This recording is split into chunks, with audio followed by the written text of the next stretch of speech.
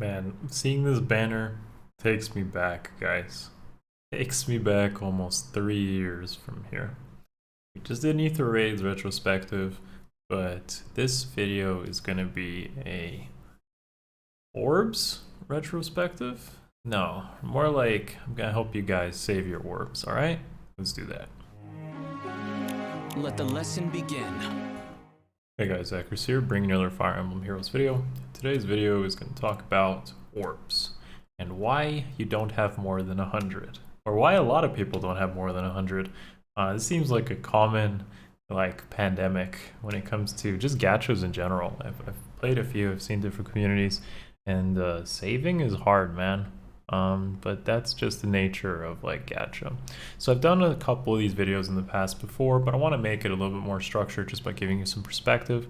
It's more of a discussion type video. I'm just going to show you how I save orbs, despite there being so many banners, including literally Mia here, if anyone remembers that. So many of these banners where you're probably looking at it and you could easily justify, oh, I need a harmonic hero, or I need a pirated barn because he's a great one-off, you could easily make 1,000 reasons to be summoning, but sometimes we don't make 1,000 reasons not to be summoning, and that's why we're definitely going to be covering that today. I can't blame you if you want something like Pirate Surtur. Truly, I can't. 'Cause that's also part of what today's video will talk about. How do you really distinguish where to spend and where to save? And I think this applies to everyone. This is not just a competitive oriented mindset, although that can definitely help. But yeah, I mean, look at this. We have 17 days on probably one of the best banners we've had in a while, and I'm still sitting at a pretty comfy 600 F2P orbs. Always been F2P and don't plan to change that. But you could see something like this and be like, wow, I just spend all those right in a second. And I wouldn't blame you. I mean, it is good value, but there's definitely some super important things here to talk about and to consider. So I'm going to just jump straight into it. Okay, so my notes here are going to be right under me as usual. This is just some kind of things to think about. I'll kind of go over that.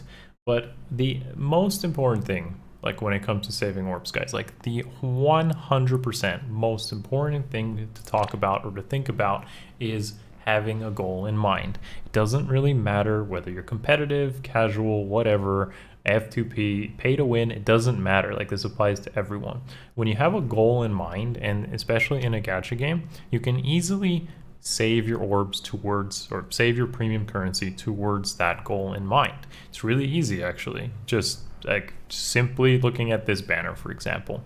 We know it's weekly revival 23, and let's say Mia is my favorite. She is one of my favorites, and let's say I just wanted to save all my orbs to get a plus 10 Mia, and potentially some fodder for her as well. So those would be the two things that would be my goal: getting a plus 10 Mia plus potentially some fodder or some build options for her, which you can always just go around in unit builder and ask some people, comments, Twitch streams, whatever, that kind of thing, to get an idea of what exactly you want to do.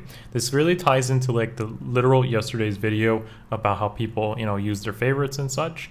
And again, go watch that if you want to. It's pretty good listening material, but this one should be as well, which is okay, what options do I have? Is my favorite, or is whatever character I want to save for, a 5-star exclusive? Is it premium? Is it easy to go after? Do I know when it's coming back? All those things like that are important to it. So just how we know these weekly revivals, we actually know when they come back. So I want to give you guys attention to this really lovely graphic created by YouTube content creator FEH, so that their thing will be in the description below. Thank you so much for that. I think they post this on Reddit as well. It's really easy to just take one of these very fancy, nice graphics and literally create some sort of goal in mind. Just ask yourself, who are your literal favorites? And you got to be really strict. Not everyone is your favorite, and not just because a new unit comes out, it's your favorite. I call that the Altina effect, where Altina was basically unknown until she was released, and then all of a sudden she's favorite. You can develop favorites. You can absolutely develop favorites, guys. I mean, literally, one of my my favorites in Heroes is now Fjorm. And obviously before, you know, Fire Emblem Heroes, I didn't really know who Fjorm was, but through the story, through my usage of her, through just gameplay, like you can develop a emotional kind of connection to these characters, to these stories and such, and just develop that sort of attachment to them. And that's perfectly fine, but you still gotta like keep in mind, oh, she's in the reserves right now. It's like literally looking for her and I couldn't find her, which makes this a little bit weird, but yeah. So of course my plus 10, plus 15 Fjorm is actually still like, it's one of my favorites, especially by hero standards. I think, you know, I've had really good experiences with her. So again, if that's one of your favorites, you gotta just think about those reruns. And with the weekly revival schedule and the 4-star, not the 4-star special kind of demote and such, we have an updated revival schedule, and you can really pinpoint exactly where, when, how many orbs you're gonna have by that time. And maybe you wanna spark, let's say, a character on the way. You just kind of deduct that particular amount of orbs from your goals. I'm going to share with you guys my goals as well, like right here, just to kind of give you guys more perspective on what I plan to do with like 600 orbs, because I'm sure I get this question a lot, like what do you plan to do with like 600 orbs? Why aren't you spending them now? There's some good banners and such. Oh, is it CYL? No, it's not CYL. So I'll talk about that as well. But like use your week, like your revival schedule, pinpoint who your favorites are, and just saving for that's okay. If you have, and this is more applicable to somehow how, like my play style, I play both competitive and I play with favorites in mind. I try to do both. I believe it or not, like Lyn is one of my favorites, Hector is one of my favorites, Elva is my favorites, because literally FE7 is like one of my first games that I played along with Tellius. So I have some huge attachment to being able to use stuff like Lyn and actually having a competitive viable unit, Brave Hector. It feels good to use these characters because I had an attachment from when I was younger and played those games. It feels good. So again, but I still try to keep a more competitive and favorite mindset in mind here. So for example, I did spend orbs for Farsave, but I spent it on Farsave for one of my favorites to revive them. I didn't just like get Farsave and give it to Brave Hector, because Brave Hector's already been doing really well for me. So I'm like, okay, I really like Cecilia. I want to use more of Cecilia. So what can I do? I already use her on defense, the Cav version, so I wanted to revive the armor version as well. And now I'm using both versions of Cecilia, basically my favorite FE6 character, and it feels really good. It feels really good because, you know, you combine that aspect of my competitive nature and one of my favorite characters, and I'm able to combine that aspect, and it feels really nice. And I don't have to like just throw Farsave on Hector, which of course would improve him, and he is one of my favorites, but he's already fine. Without Farsave though on someone like Cecilia, she's not as good. She's not as viable, but with this, I feel a lot better because I can like spend a little bit of orbs here on something high value like the Hero Fest and revive Cecilia. That's just an example though. What my overall like arching goals here is keeping like the competitive mindset while being able to invest in those favorites if possible. Because remember, we, at least from an F2P perspective, you're probably getting about 300 orbs a month, give or take, and you got to keep in mind where exactly those goes, like where those go, like what can you spark or not, or like do you have to potentially gamble, looking at the statistics. There's a lot of like random elements here, and you just try to minimize the chance of a disaster. Essentially, that's the goal here. Save as much as you can, minimize the disaster scenario. And I've had many disasters before. Everyone's following this channel knows I've had many disasters before, but I still recover and push through it, and we still are there. So like right now with what I have in mind, just as my own perspective to give you guys an idea here. Again, thank you to VN for that great graphic here. I look at the legendary mythic calendar. I look at my legendaries and mythics that need merging. For example, I had that plus 10 Fjorm, she's my water legendary. I have a plus 10 Tiki, that's my earth legendary. And I have a plus 8 Corrin. It's almost been a year since we've tried to like chase after this, but that is my wind legendary. So those 3 seasons are almost complete. Just got to finish up Corrin. So this looks like potentially in November. And I already have a plus 4 Brammy from the year before. So Brammy Corrin is okay of a share for me, and ideally something like Shara would move to November so I could add Astra Mythic merges, which would help me in Astra season. So that's like my competitive mindset there, but also being able to merge up some of these really good projects and making best use of my orbs with the goals in mind. Some other things I'm looking at, of course, could be like, let's say January there, where I have a plus 6 Peony and a plus for Julia, which are both two things that I need to consider merging up or finishing. So like Peony's plus 6 here, it'd be nice to bring her to 10. And of course Julia, which I haven't used very much of, but would be a good idea to bring her as well to, let's find her here, there she is, to plus 10 as well. So I look at the calendar and I'm like, okay, Peony, Julia sharing, very good. Legendary Lucina, not likely to actually be sharing there as a third because I just, again, I'm not criticizing the calendar or anything, but because we've had these remixes happening, I have a pretty high suspicion that Erica and Lucina are actually just the remix targets there. They're going to be on a Legendary Hero remix of January, and that the red and the blue hasn't been confirmed yet for January. So I'm just kind of making a pretty good educated guess there, and I'm making my decisions possibly based on that. Now, second legendaries are important for scoring, which is why I said Julia, even though I have Tiki, and I'm also considering something like Gunthra, because Gunthra is really good if a win legendary. If you haven't like watched my legendary rankings video, you know that I do actually think she's in a pretty solid spot.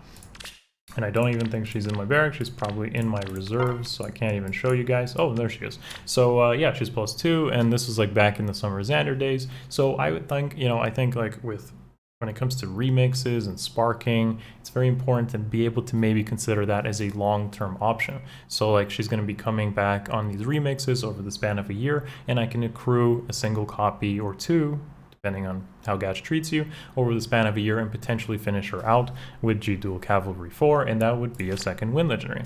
Now for water, again, if Peony and Julia share, let's say, with Crom or Uller, which is also someone I could potentially merge, or Dimitri, then again, really good value on my orbs because they're limited, and you got to minimize the disaster scenarios where you just get a bunch of crap. Now, why do I play like this? Why not just completely save for my favorites? You know, like, why is it so important to like even think about this? First of all, I'm just competitive by nature, so it's a lot of fun. I get a lot of fun just doing that. For me, it's very fulfilling to be able to, you know, play arena and just like test my units, their maximum potential. You know, get those crowns and whatnot. It's not the crown, but it's rather the experience, the memory, and being able to consistently pull myself up to the task of doing that week after week. Same with AR, just being able to like ride that challenge is very, very fulfilling for me. But the benefit of it is, of course, the small reward loop that I like to call as one of my points down here. Whereas if you consistently try to aim for these rewards, they do loop back to you to be able to, again, invest into some of your favorites if you so want to.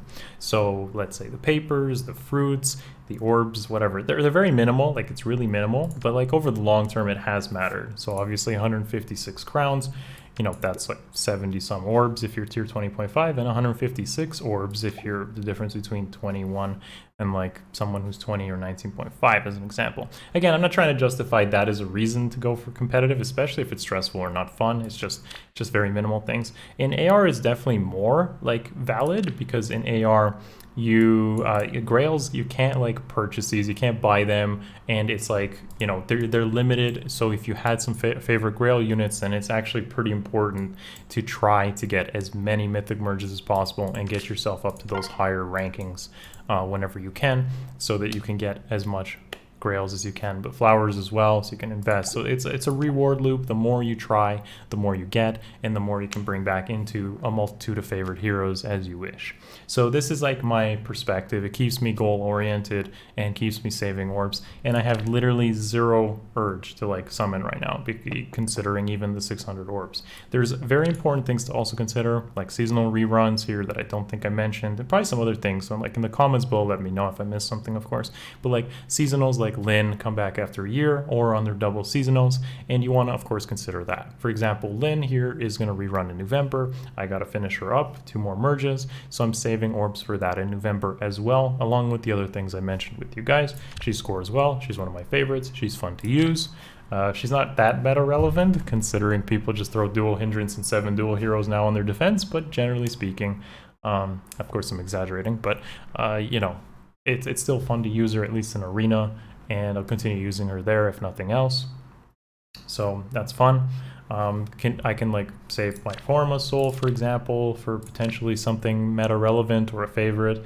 You know, if, for example, HS Camilla comes back in the Fates Forma, then I would probably consider that, highly consider that actually. If I could get something like Far Trace, save a bunch of grails, and maybe complete, you know, one of these really old school type of investments that I had, and I wouldn't hesitate to do so, as you can see marked with favorite here. So yeah guys, that's basically my advice, my way of playing the game, and hopefully this helps you in some way to get saving if you're FTP. But even if you're not, it doesn't really matter, because saving orbs maybe could minimize your spending, maybe minimize your impulse decisions, and that's really good too if I make an impact in that respect. So I hope this helped you, and this is the video before the FEH channel, so I'm sure the next video that I cover will definitely be a FEH channel oriented impression analysis reaction. And I'm also going to incorporate a Patreon voting campaign as soon as we see the banner. So again, anyone can actually vote in that, so go check in the description below. As soon as we have the CYL banner, I'm going to be posting a Patreon poll, and again, anyone can vote in that, and I'm going to be sharing it in the next video along with some comments, and maybe I'll show you guys like how to get involved with all that in some of the future videos, but this will be the first of that. So I'm really excited to see what your sentiment towards something like CYL is, and I'm glad you guys are enjoying the content videos. Thank you so much. Smash the like button, sub if you haven't already, consider supporting through Patreon, and I am social through Instagram, so I guess you can check that out as well. That's all my shout outs from myself. Love you all. See you in the next one. Peace.